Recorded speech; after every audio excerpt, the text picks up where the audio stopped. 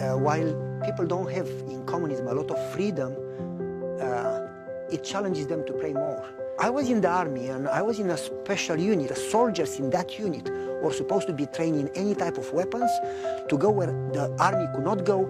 They came to me and they said, we learned that you are an Adventist. We are going to teach you to give up your God. We are going to put you in, we are going to make your life miserable. And the guy said, I'm going to give you so much work. Well, he gave me more work, and I did it all.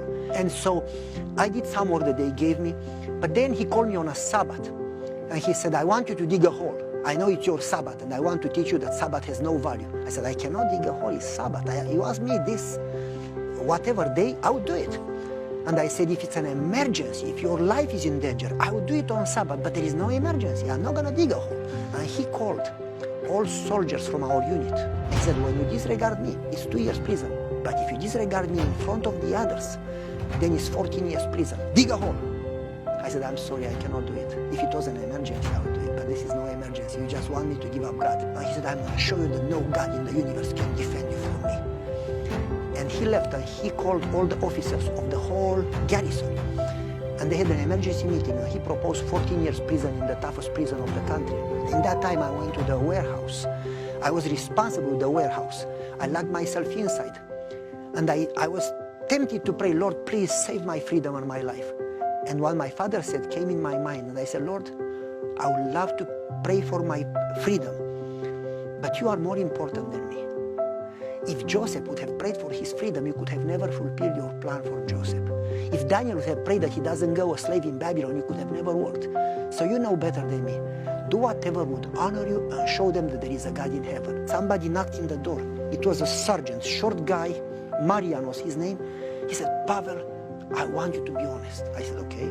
Do you know General so-and-so? And he said the name. He was the general of the 4th Army of Romania. Romania had 4 armies, and each army had a general. Once in a while, once a year, he doesn't announce. It would be a remote visit. Nobody knows. To surprise us, see if we are ready for war, if everything is ready.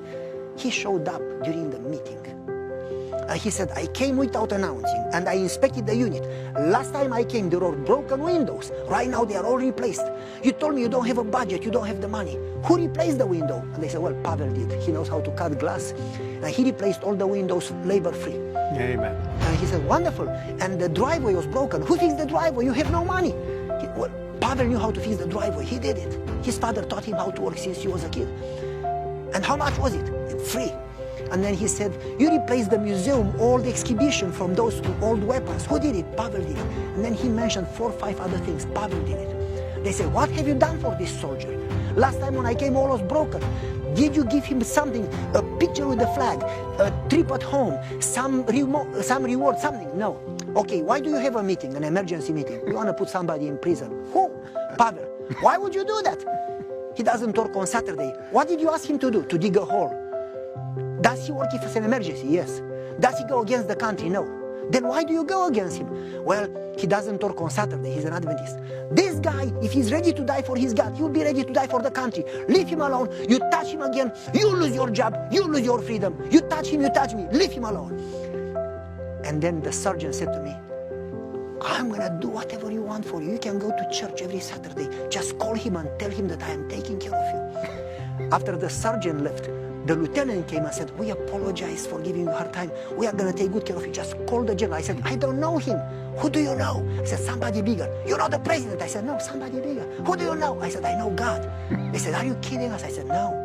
And from that day in the army, nobody touched me again. Every Sabbath, they would ask me to actually go to church and pray for them. And so I learned again and again that when you put God first in prayer, and you are willing to follow God's plan, you don't have to worry a lot, and even if you go through challenges, you are not alone.